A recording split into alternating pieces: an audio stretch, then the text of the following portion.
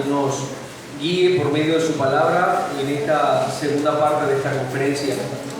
Padre bueno, agradecemos todo lo que nos has permitido, Señor, hablar hasta este momento, pidiéndote, oh Señor, que nos guíes según tu verdad, como lo has hecho hasta ahora.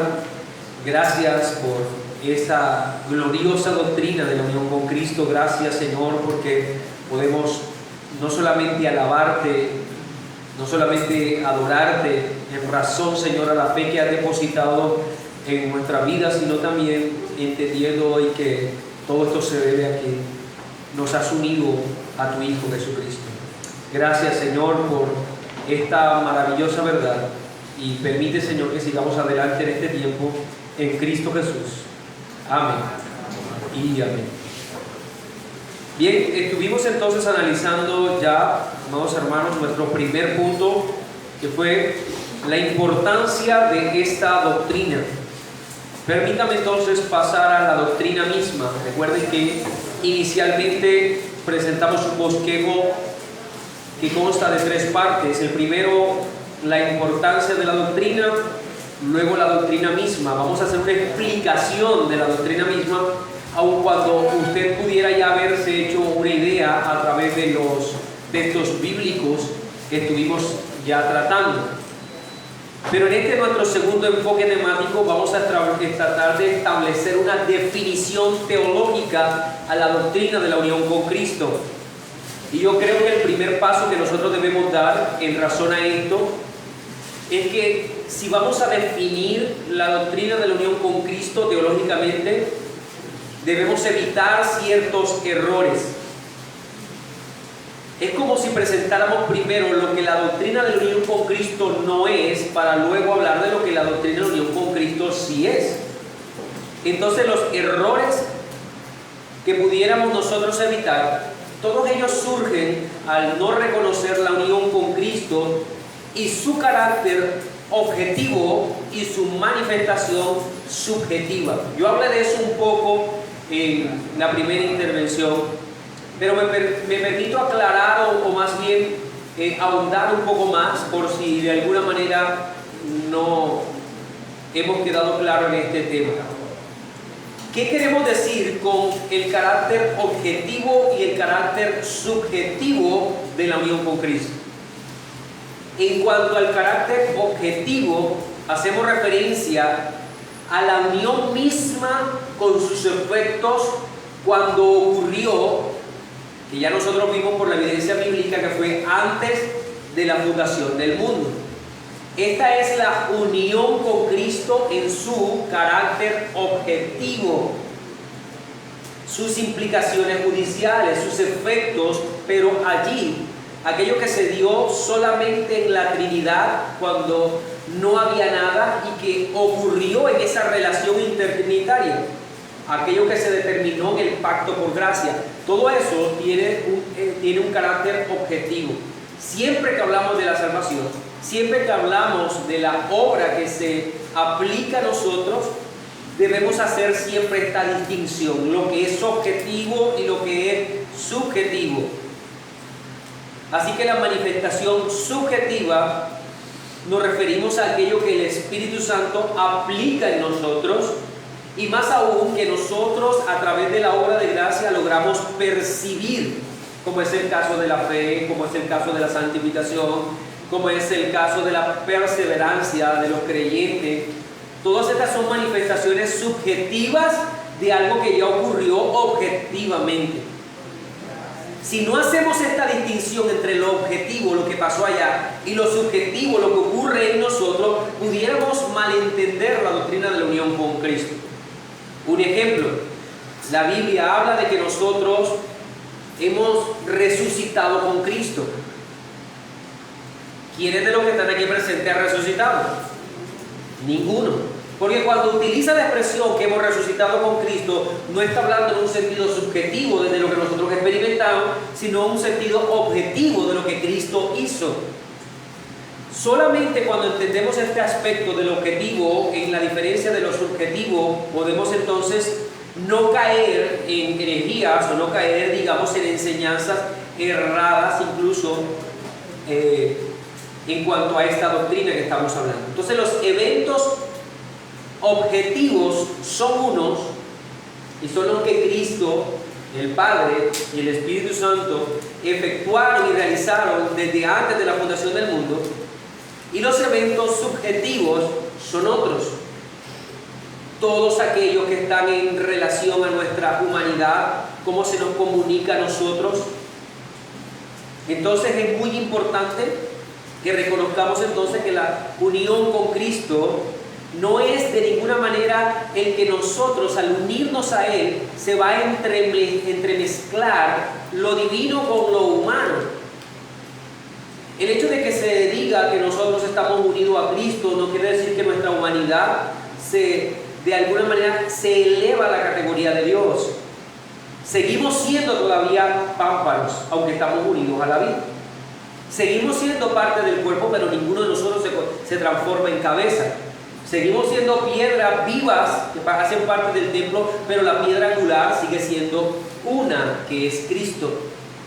Entonces, una cosa es lo que nosotros experimentamos en forma subjetiva a través de la unión con Cristo, y otra cosa es lo que Él experimenta objetivamente en el momento en que la unión con Cristo ocurrió. Entonces quiero presentar una definición teológica de lo que es la unión con Cristo, y aquí es donde usted debe tomar nota.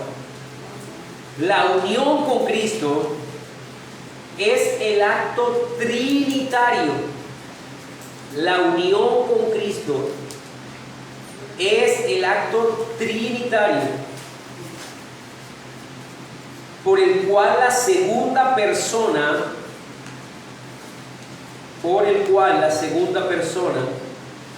acepta unirse irreversiblemente. Acepta unirse irreversiblemente a un pueblo. La unión con Cristo es el acto trinitario por el cual la segunda persona acepta unirse irreversiblemente a un pueblo para ser la fuente de todas las bendiciones, para ser la fuente de todas las bendiciones temporales y eternas que ellos recibirán de Dios. Temporales y eternas que ellos recibirán de Dios. Espero algún día poderle preguntar qué es la unión con Cristo y usted me pueda contestar esto de memoria. Déjeme dárselo corrido. La unión con Cristo es el acto trinitario por el cual la segunda persona acepta unirse irreversiblemente a un pueblo para ser la fuente de todas las bendiciones temporales y eternas que ellos recibirán de Dios. Esa es una definición que hemos armado. Ahora, en esta definición encontramos tres cosas. Recuerden que estamos definiendo la doctrina misma. Tres cosas encontramos en esta definición. Número uno, la autoría de la unión con Cristo. La autoría de la unión con Cristo. Número dos, la perpetuidad de la unión con Cristo. La perpetuidad de la unión con Cristo. Y número tres, los resultados de la unión con Cristo. Autoría, perpetuidad y resultados. Eso es lo que está de alguna manera entretejido en esta definición. En cuanto a la autoría, ¿qué hemos dicho en la definición? La unión con Cristo es el acto trinitario. Esto quiere decir que las tres personas de la Trinidad participan de la unión con Cristo. Aun cuando en la mera expresión unión con Cristo nuestra mente va a dirigirse solamente a la segunda persona de la Trinidad, no con ello debemos pensar que el Padre no participó en la unión con Cristo y que el Espíritu Santo no participó en la unión con Cristo. Piense primero en cuanto al Padre, el Padre como tal en la unión con Cristo. Leamos Juan capítulo 17, recuerde que debe tener la Biblia allí y debe ayudarme rápidamente si usted lo encuentra. Juan 17, 6. He manifestado tu nombre a los hombres que del mundo me diste, tuyos eran y me los diste, y han guardado tu palabra. Juan 17:6, Cristo reconoce entonces que la unión es el acto soberano del Padre. Quien determina la unión con Cristo es ¿quién? El Padre. Entonces la decisión, la determinación de dicha unión solo descansa en la potestad del Padre, no en el Hijo y no en el Espíritu. Quien decide que debe haber un pueblo unido a Cristo es el Padre. Por eso el mismo Cristo reconoce en esta oración, en esta expresión de Juan 17:6, que es el Padre quien le ha dado al Hijo a unos. Y que debemos nosotros entonces reconocer también que la voluntad del Padre es la que mueve toda la historia de la salvación. La voluntad del Padre es quien determina. Del corazón del Padre es donde se determina todo proceso, incluso en el que involucra al Hijo. El autor a los Hebreos, interpretando la profecía de Isaías, él le atribuye directamente la profecía de Isaías a Cristo, cuando dice, y otra vez, voy a leer Hebreos capítulo 2, versículos 13 y 14. Y otra vez yo confiaré en Él, y de nuevo he aquí yo y los hijos que Dios me dio. Así que por cuanto los hijos participaron de carne y sangre, Él también participó de los mismos para destruir por medio de la muerte al que tenía el imperio de la muerte, esto es el diablo. Isaías profetizó eso, que se presentaba delante de alguien Dios diciendo, he aquí los hijos que Dios me dio. El autor de los Hebreos dice, es Cristo quien está delante del Padre diciendo que es Él quien ahora presenta a los hijos que el Padre le ha dado. No podemos pensar en la unión con Cristo como la acción de Cristo solamente. Y mucho menos podemos pensar que la unión con Cristo se trata de la única forma en que el Hijo hizo algo para que el Padre no destruyera completamente a toda la humanidad. Como mostrando entonces al Padre como aquel que a toda costa quiere destruir, y el Hijo que hace algo de alguna manera para poder rescatar a un poco de ese Padre tirano que está haciendo, que trae destrucción para toda la humanidad. Porque de tal manera amó Dios al mundo que ha dado a su Hijo. Entonces el amor del Padre es lo que origina la unión con Cristo. Es el Padre quien determina desde antes de la fundación del mundo que va a haber una salvación. Es el Padre quien determina quién será el sustituto, el mediador. Es el Padre el que determina la unión con Cristo. Por eso, en todo lo que es concerniente a la unión con Cristo, en su expresión objetiva, tú y yo debemos contestar, es el Padre quien lo determinó. Todos los aspectos legales de la unión con Cristo se dan por el Padre. El hecho de que sea un pacto entre el Padre y el Hijo es por el Padre. Ahora, pero piense un poco más en la unión con Cristo y la participación del Espíritu Santo. Vamos a leer Juan capítulo 16, versículo 13 al 15. Juan 16 del 13 al 15.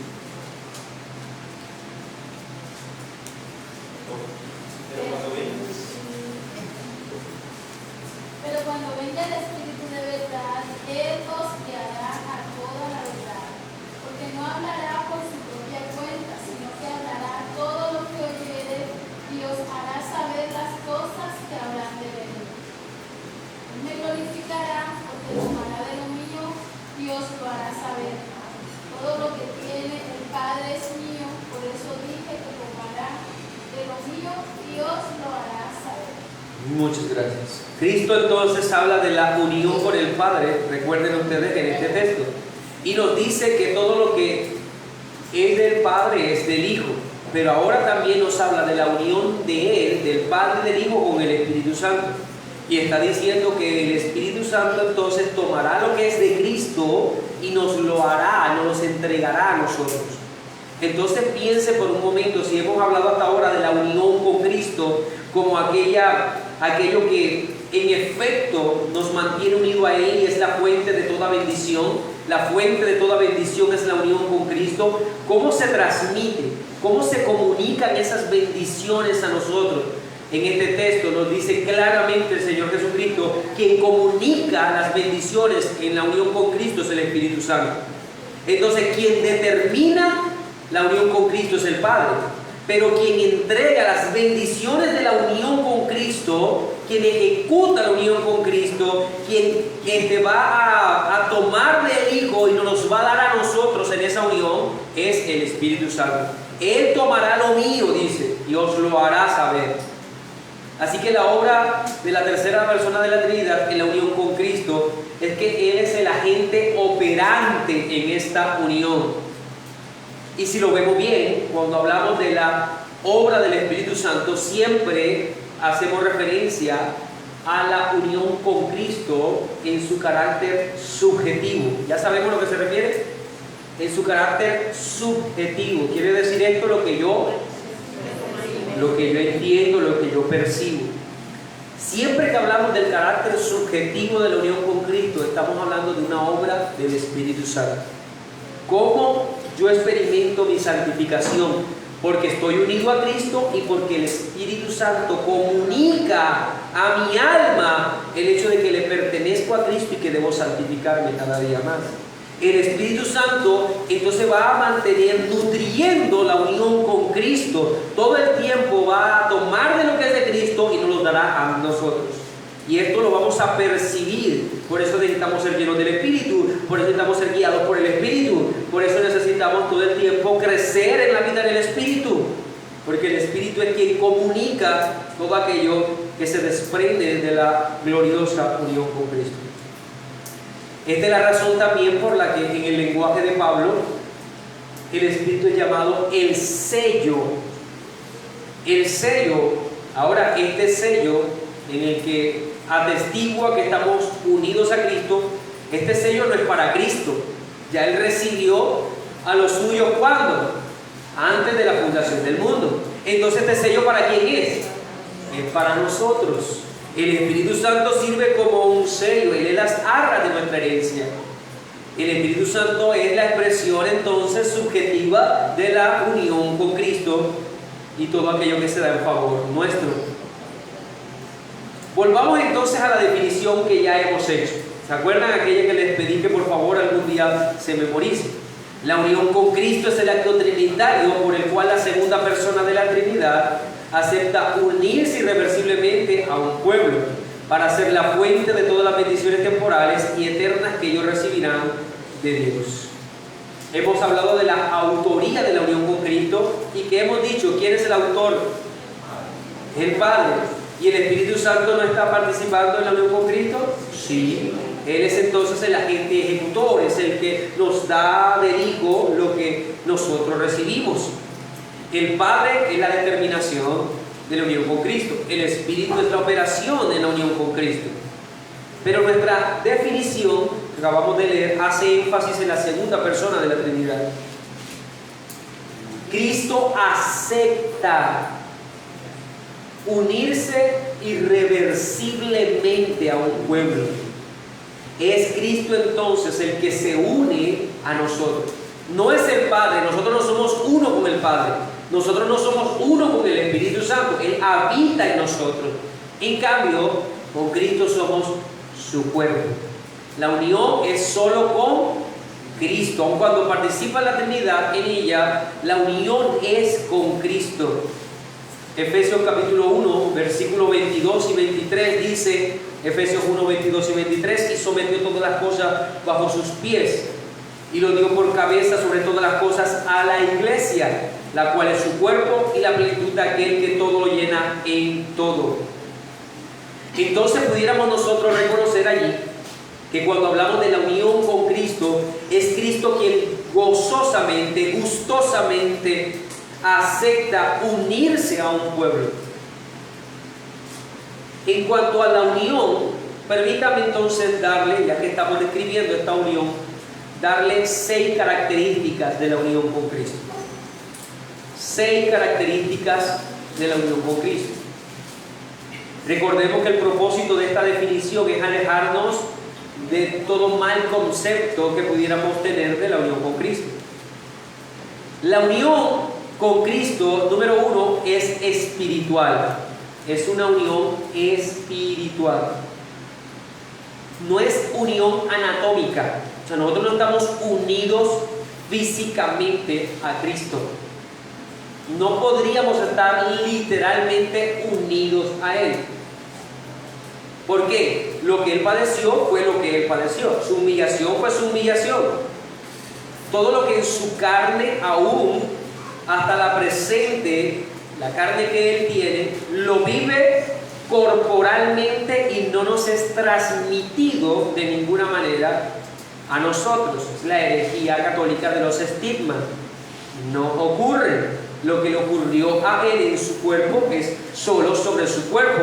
Estar unido a Él no es estar unido en un sentido físico, sino en un sentido espiritual. Es una unión espiritual, no una unión física. Recuerde incluso que el catolicismo también, a través del sacramento, habla de una unión física en ese momento en el que literalmente el creyente se está comiendo físicamente a Cristo. Y la unión es espiritual, lo que quiere decir que es efectuada por el Espíritu. Es para unirnos espiritualmente con Cristo. Así que nosotros estamos unidos a Cristo en un sentido espiritual. Romanos 8:9, vamos a leer ese pasaje. Romanos capítulo 8, versículo número 9. Mas vosotros no vivís según la carne, sino según el Espíritu, si es que el Espíritu de Dios mora en vosotros. Y si alguno no tiene el Espíritu de Cristo, no es de Él. Es imposible encontrar a uno que esté unido a Cristo que no vaya a reposar el Espíritu Santo en Él. Porque es una unión espiritual en el que el Espíritu vendrá como un sello. Si alguno no tiene el Espíritu de Cristo, no es de Él. Lo que también entonces echa por tierra el que exista un creyente el día de hoy que pueda anhelar que venga el Espíritu posteriormente a Él. Si usted es creyente, no debe estar pensando o pidiendo que el Espíritu Santo venga a usted, porque si el Espíritu no está en usted, usted no es de Cristo. El texto señala entonces claramente que todo aquel que es de Cristo, si eres creyente, ya el Espíritu está en ti. Al anunciar que es unión espiritual, también debemos entender que es la forma en que Cristo está unido a nosotros. Él cumple su promesa, aquella que dio en Mateo 28, recuerden, después de la gran comisión: he aquí yo estoy todos los días con ustedes. ¿Hasta cuándo? ¿Cómo está Cristo con nosotros?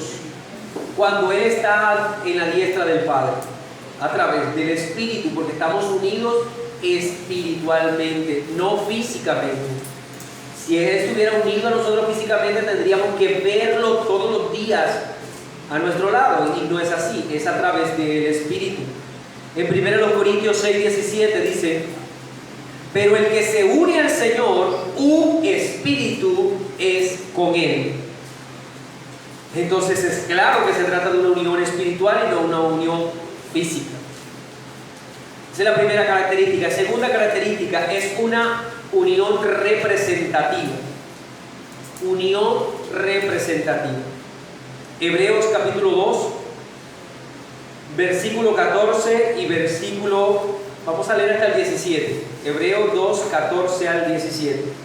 Así que por cuanto los hijos participaron de carne y sangre, Él también participó de lo mismo, para destruir por medio de la muerte al que tenía el imperio de la muerte, esto es, al diablo, y librar a todos los que por el temor de la muerte estaban durante toda la vida sujetos a servidumbre, porque ciertamente no socorrió a los ángeles, sino que socorrió a la descendencia de Abraham, por lo cual debía ser en todo semejante a su hermano, para venir a ser misericordioso y fiel sumo sacerdote en lo que a Dios se refiere, para expiar los pecados del pueblo, pues en cuanto él mismo padeció siendo tentado, es poderoso para socorrer a los que son tentados.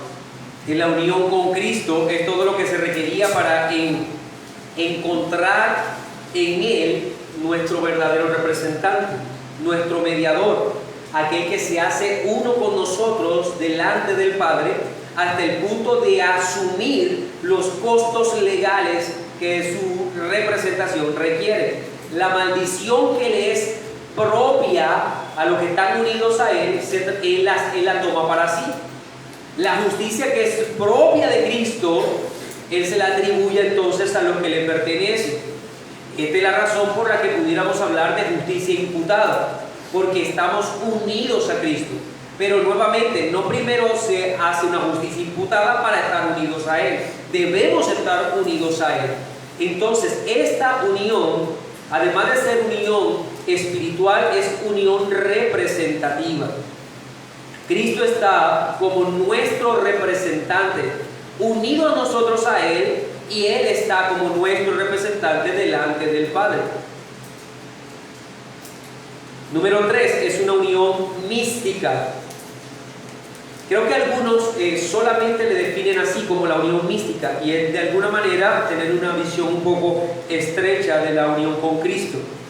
Por mística decíamos hace un rato que hace referencia a algo misterioso o que supera a toda analogía o explicación y solo puede ser entendida a través de la revelación especial, la iluminación del Espíritu Santo.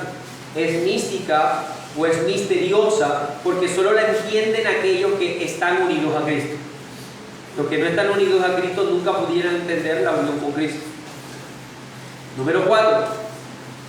Es una unión indestructible. Unión indestructible.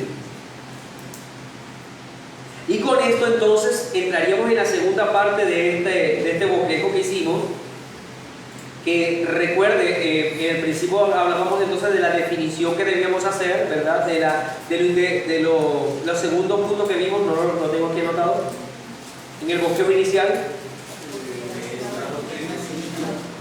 ¿Sí? Sí, estamos en la doctrina de sí misma y ahí presenté 3 puntos. El primero es la perpetuidad. Muy bien, vamos a hablar de la perpetuidad. Es una unión indestructible o perpetua, que también entonces debemos entender que una vez unido a Cristo siempre estaremos unidos a Él.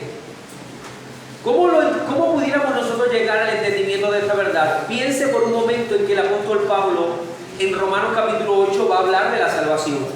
Y en Romanos 8, el versículo 1 dice: ahora pues, ninguna condenación hay para los que están en Cristo Jesús. ¿Qué es lo que Pablo está diciendo? No hay condenación para el que está unido a Cristo.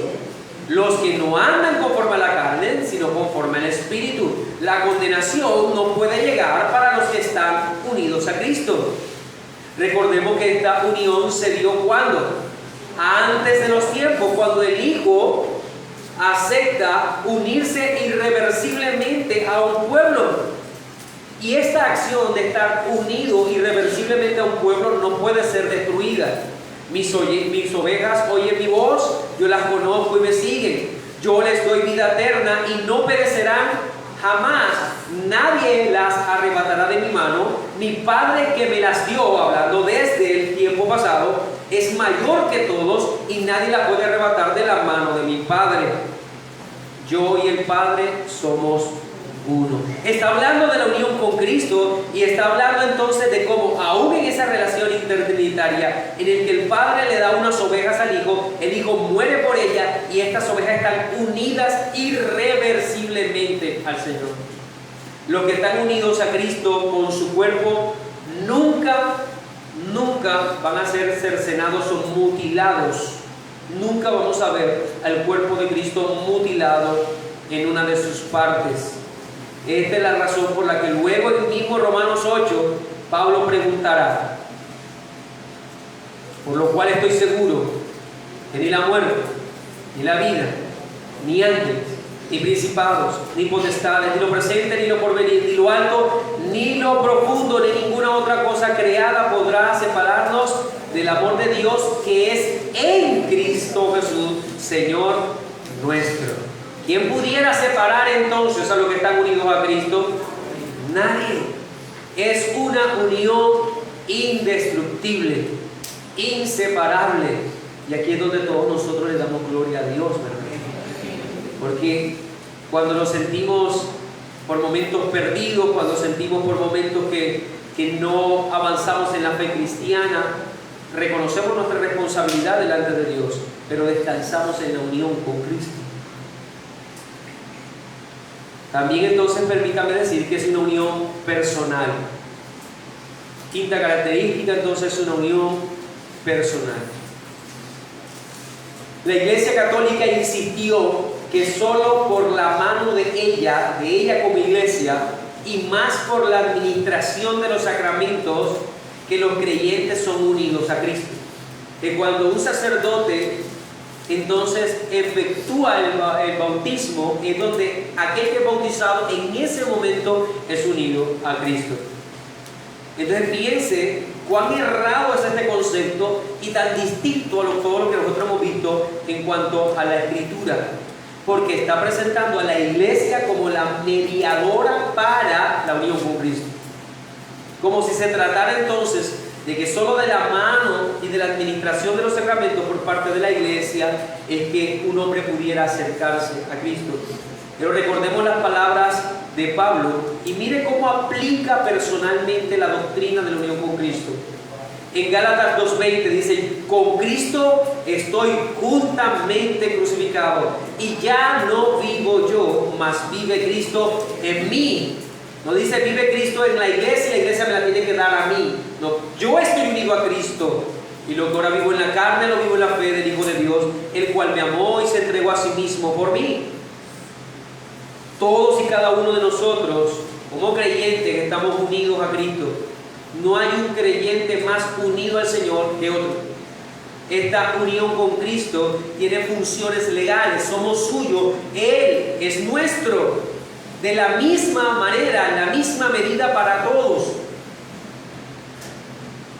Aun cuando la utilidad que tengamos nosotros en el reino de los cielos sea variada, aun cuando nuestra labor en el reino de los cielos sea variada, nuestra tarea y nuestro crecimiento en santidad también varíe, todos y cada uno de los creyentes, desde el más grande hasta el más pequeño, está unido igualmente a Cristo en forma irreversible.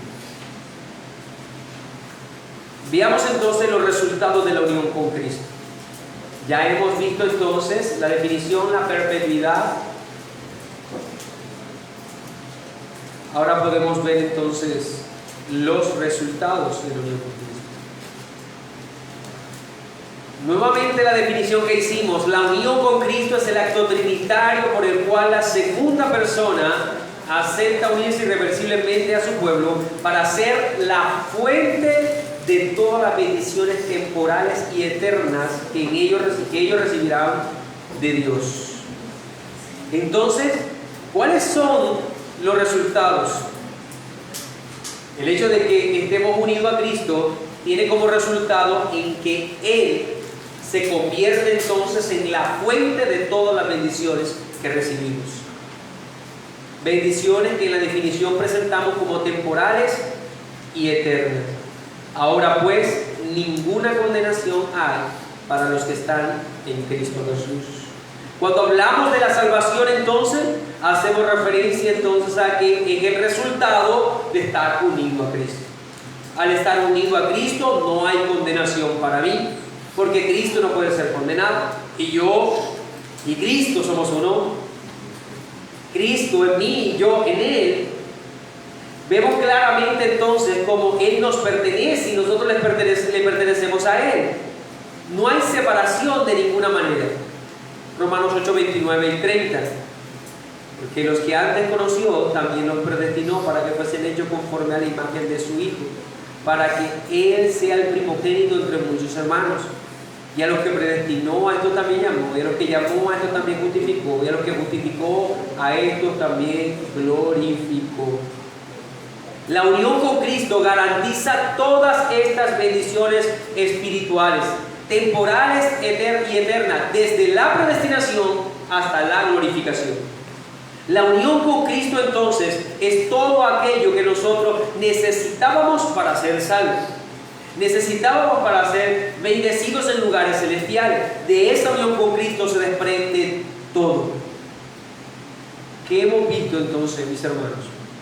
La importancia de esta doctrina y la doctrina misma. Dimos una definición. La unión con Cristo es el acto trinitario por el cual la segunda persona acepta unirse irreversiblemente a su pueblo para ser la fuente de todas las bendiciones temporales y eternas que ellos recibirán de Dios.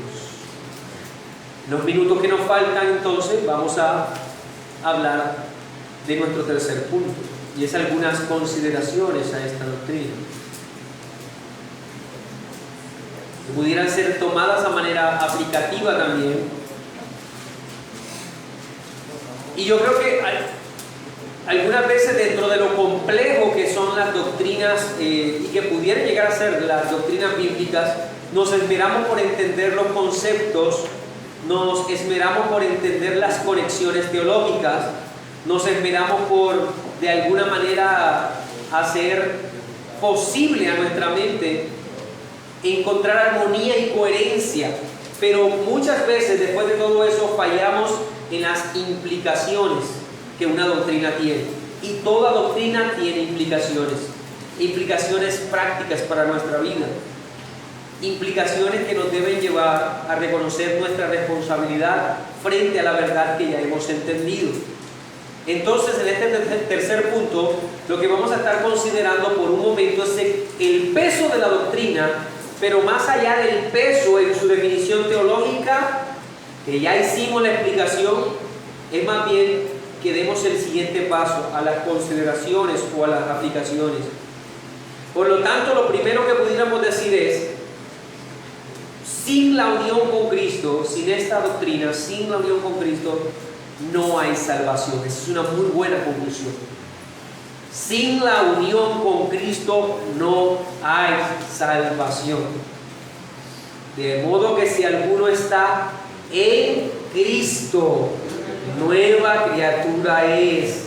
Las cosas viejas pasaron y aquí todas son hechas nuevas. Pablo está hablando de la unión con Cristo. La nueva vida solo se da para aquellos que están en Cristo. El nuevo nacimiento, como lo presenta Pablo, está supeditado a la unión con Cristo. Si alguno está en Cristo, es el texto que señala. Es imposible que alguien sea regenerado sin estar unido a Él. ¿Cómo podrías tú disfrutar de la salvación sin tener a Cristo primero? Primero necesitas tener al Salvador para luego tener la salvación que el Salvador da. Entonces necesitamos estar unidos a Cristo para gozar de la salvación que Él nos da como nuestro Señor. Sin la unión con Cristo no hay salvación, porque somos hechura suya, dice Efesios 2:10, creados en Cristo Jesús para buenas obras, las cuales Dios preparó de antemano para que viviésemos en ellas. Si usted está en este lugar, amado hermano, identificándose como un hijo de Dios, si usted ha experimentado la regeneración, es porque usted fue, antes de la eternidad pasada, antes del inicio de los tiempos, unido a Cristo.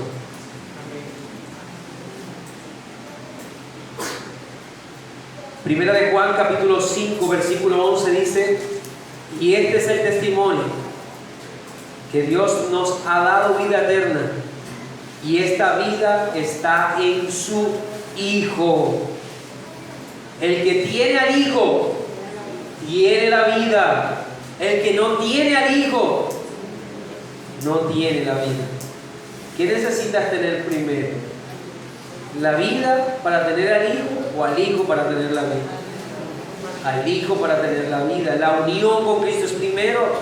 Esta es la razón por la que esta doctrina debe ser enseñada en la iglesia, debe ser sostenida en la iglesia.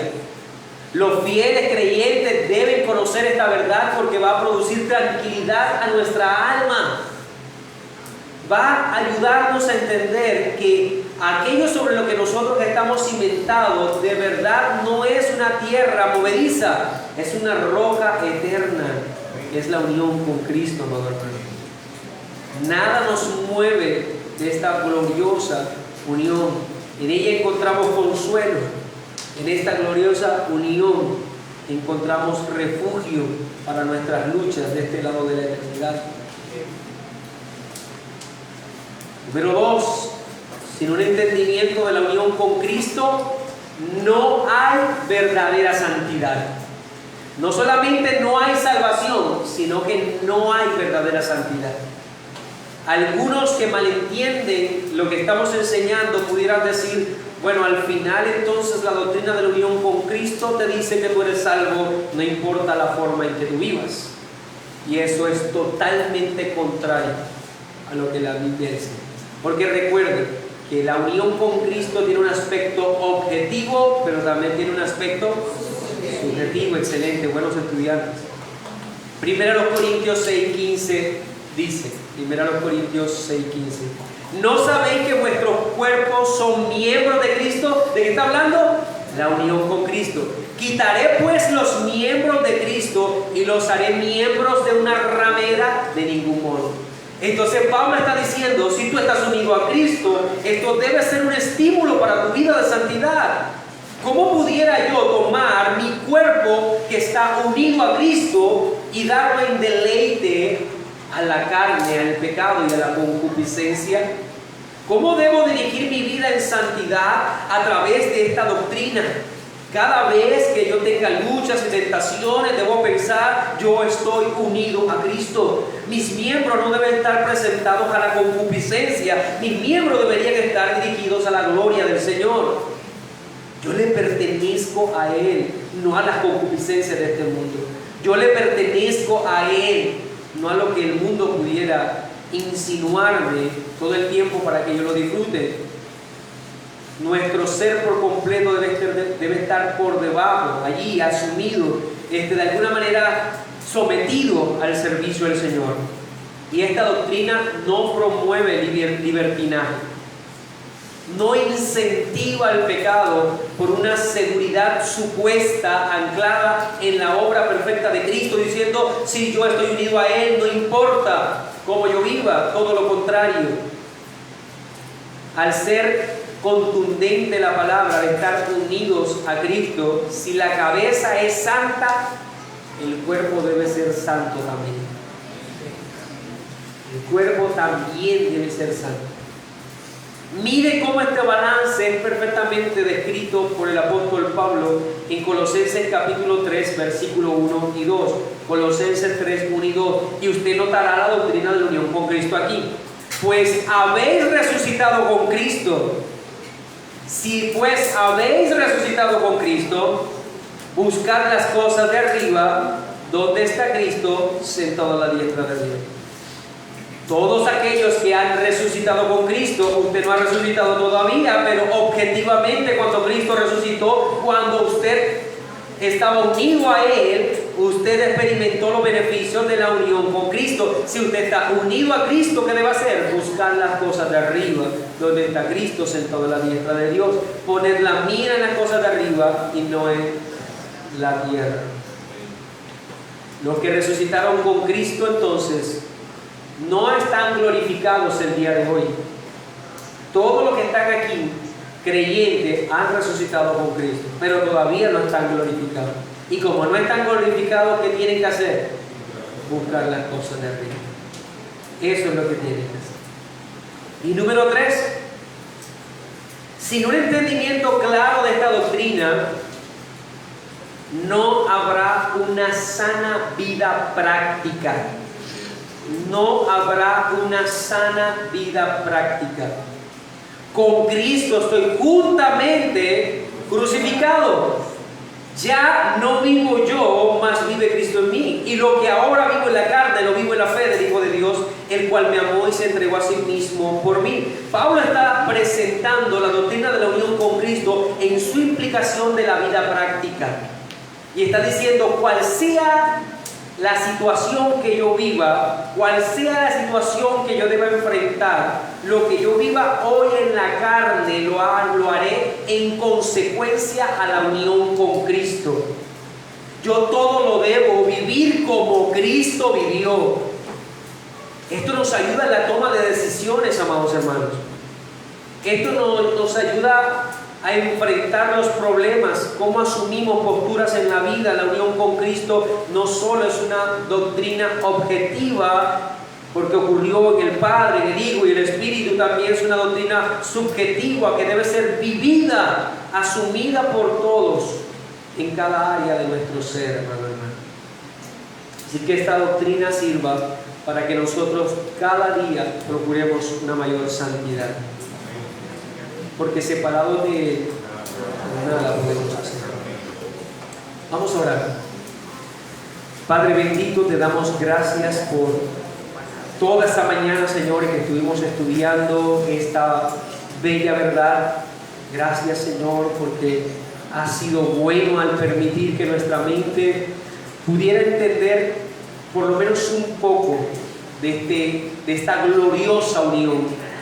El hecho, Señor, de saber que Cristo está unido a nosotros, que nosotros estamos unidos a Él, Señor, nos llena de gozo, de esperanza, de fortaleza, de devoción, de responsabilidad, Padre amado, de cómo pudiéramos nosotros, Señor, siendo el cuerpo de Cristo, vivir en esta vida en forma que sea contraria a tu voluntad. Señor, ayúdanos en estas verdades y también en las implicaciones, Señor, para nuestra vida práctica. Muchas gracias en Cristo Jesús. Amén. Vamos a entonar un himno para terminar, el número 244. Si usted tiene la aplicación Inario Celebremos Su Gloria.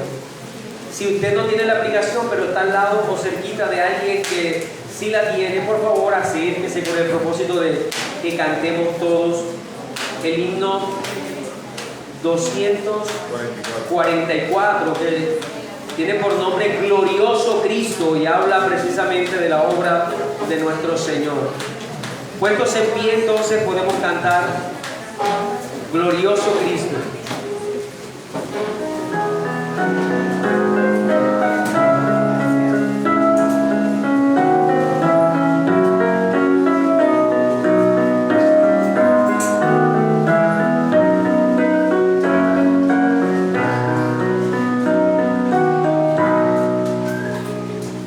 Glorioso Cristo, Rey de lo creado,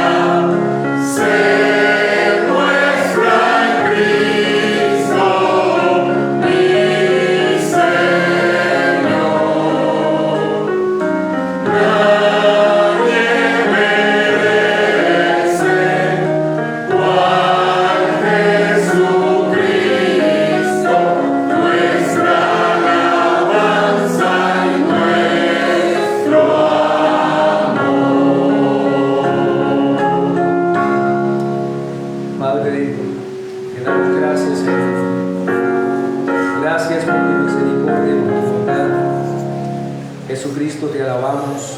Solo tú mereces toda la gloria y toda la honra, Señor. Por morir en la cruz, por nuestros pecados, por aceptar ser uno con nosotros desde antes de la fundación del mundo, porque toda bendición proviene de ti, Señor. Gracias, muchas gracias en Cristo Jesús. Amén. Y amén. Puede sentarse un segundito, no sé si hay alguna pregunta frente a lo que hemos tratado en esta mañana, o si todo está claro, tanto que pudiéramos entonces dar por terminada esta conferencia. Bien, puedo preguntar la definición que dimos de... Bueno, sí, Marta. Teniendo en cuenta, Para que se escuche.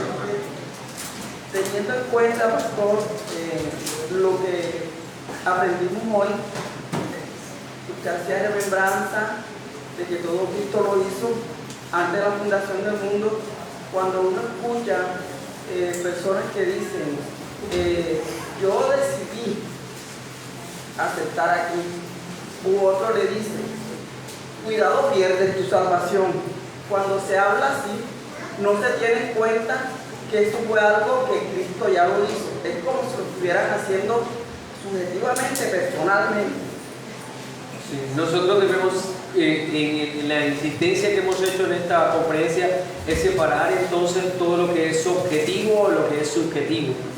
Cuando nosotros predicamos el Evangelio, debemos nosotros tener claro que es una obra subjetiva que descansa sobre la obra objetiva de Cristo.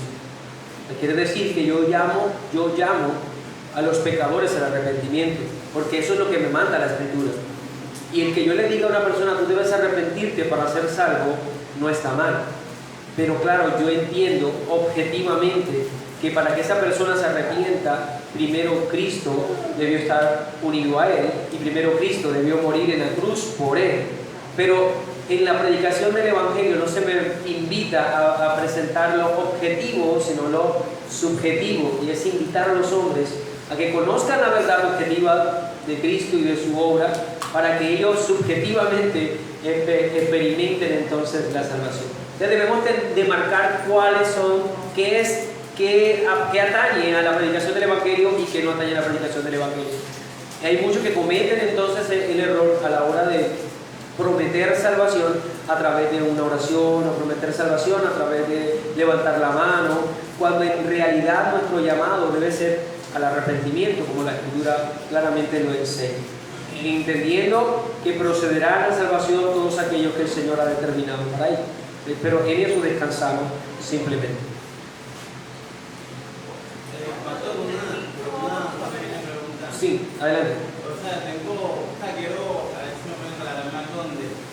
Cuando dice de que lo que tú me dices del mundo, entonces con nosotros que pasa, hay alguna, algo que se puede hacer por ellos para que hagan parte también.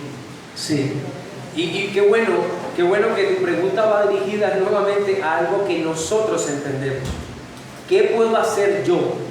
Ir por todo el mundo y predicar a todas las naciones el Evangelio. Eso es lo que yo puedo hacer. Lo que nosotros estamos llamados a hacer, a predicar el Evangelio. El que creyere y fuere bautizado, será salvo. El que no creyere, ya ha sido condenado, incluso dice la Escritura. Mi labor como creyente no es estar evaluando este es o este no es. Mi labor como creyente es predicar el Evangelio. El Señor hará conforme a su sabia voluntad. Nosotros debemos decir después, Señor, tú eres el que salvas. Tú eres, Señor, el único que puede traer la salvación. Quedémonos con nuestra responsabilidad, que es predicar el Evangelio. No podemos como creyentes, en atención a esta doctrina, pensar que no debemos hacer nada. No podemos como creyentes, en atención a esta doctrina, pensar que no debe haber amor por las almas, porque nosotros debemos amar las almas. Nosotros debemos procurar hacer esfuerzos para predicar el Evangelio. Nuevamente descansando, por favor, descansando en qué? En que será Dios quien obre en los corazones. Ese es lo mejor que podemos hacer nosotros, predicar el Evangelio, sin duda. Usted dijo bendiciones espirituales no fueron otorgadas en esta vida. Yo creo que explico un poquito de eso. Y las bendiciones espirituales no tienen como fuente algo que ocurre en esta vida, sino algo que ocurrió ya antes de la fundación del mundo. Cuando en Efesios capítulo 1, versículo 13, que nosotros se nos bendijo con bendiciones espirituales en los lugares celestiales. No dice bendiciones espirituales aquí y ahora, sino en lugares celestiales. Estas bendiciones que Cristo obtuvo para nosotros se aplicarán aquí y ahora, pero fueron obtenidas por Él allá. Entonces una cosa es lo objetivo y otra cosa es lo subjetivo. Nosotros experimentamos las bendiciones espirituales, pero muchas veces olvidamos que cuando las experimentamos no fue allí donde nacieron, no fue allí donde se ejecutaron, fue allá, antes de la fundación del mundo, que el Señor y el Padre lo determinaron y se aplicaron a nuestra vida aquí y ahora, ¿verdad? En la predicación que se hace de la iglesia primitiva dice que ellos se compungieron de corazón, ¿verdad? Se compungieron de corazón cuando escucharon a Pedro predicar el Evangelio. Hubo dolor en su corazón y se acercaron entonces a Pedro a decirle ¿qué haremos? Y él le dice que se arrepintieran. Ahora, pero todo esto está sellado dentro de lo que el texto mismo dice, que creyeron aquellos que estaban ordenados para vida eterna. Aun cuando ocurrió en un tiempo, aun cuando la predicación fue en un tiempo, aun cuando la bendición de la fe y el arrepentimiento se aplicó a ellos, todo eso obedecía a que estaban ordenados para vida eterna. Entonces una cosa es lo que ocurre allá y otra cosa es como nosotros experimentamos aquí.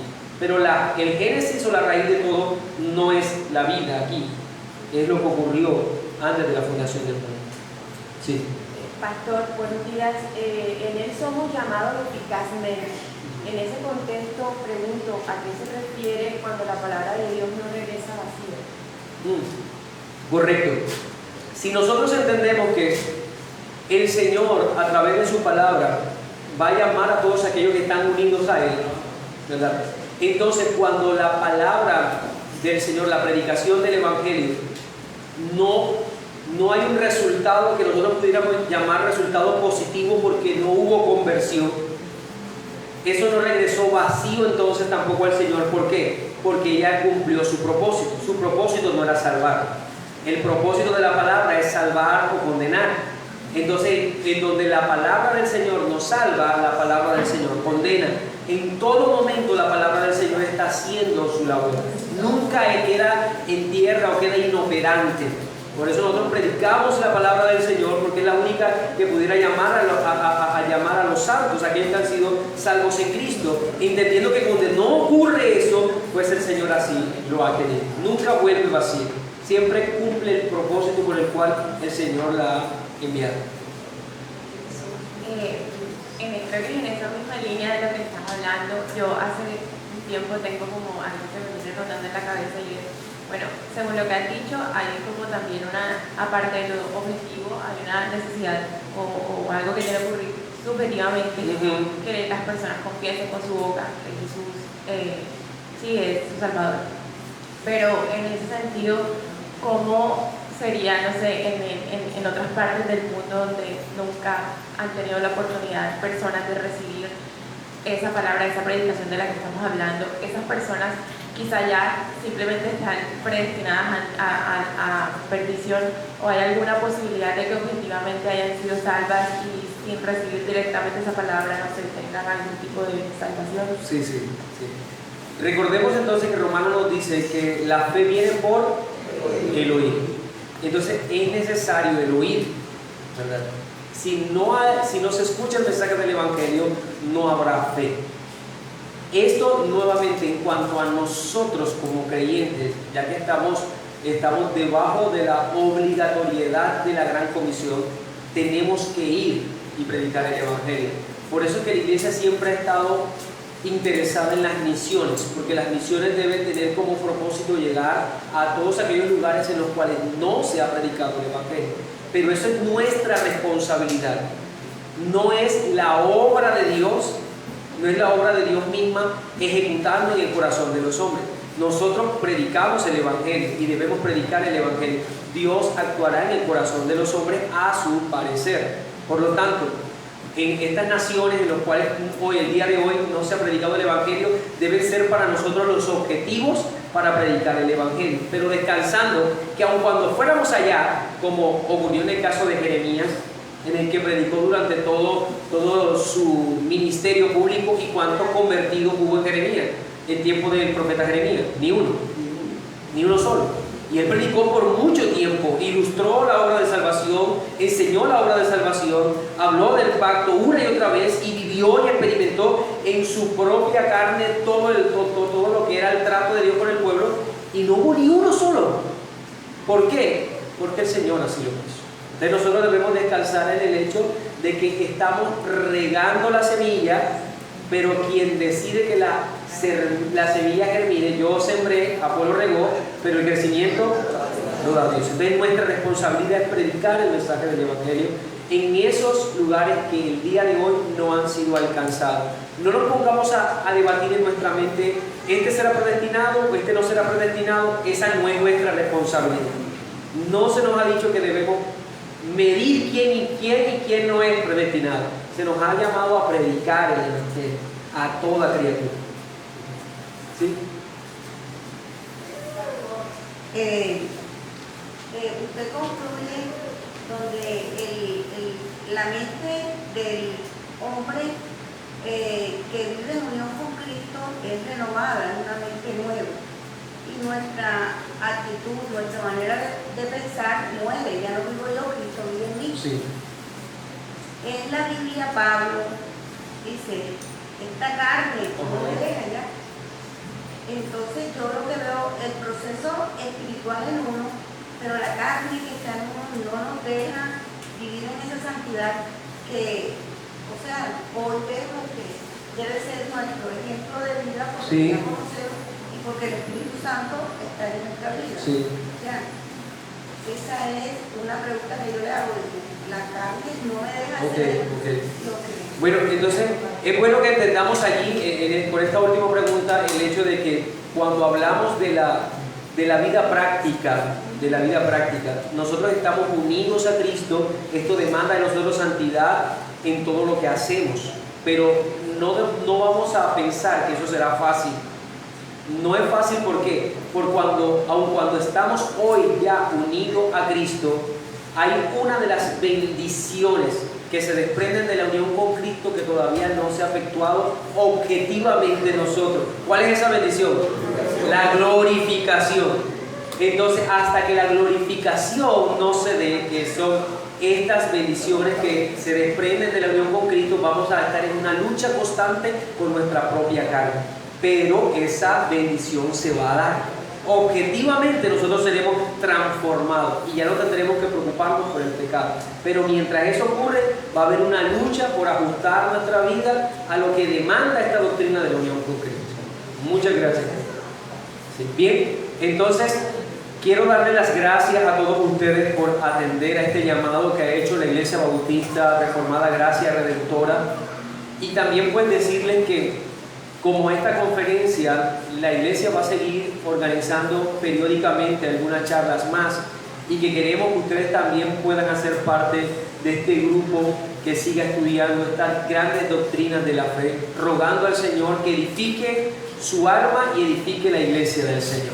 Entonces, el Señor les bendiga a todos ustedes, el Señor y su gracia siga asistiendo a cada uno de los presentes.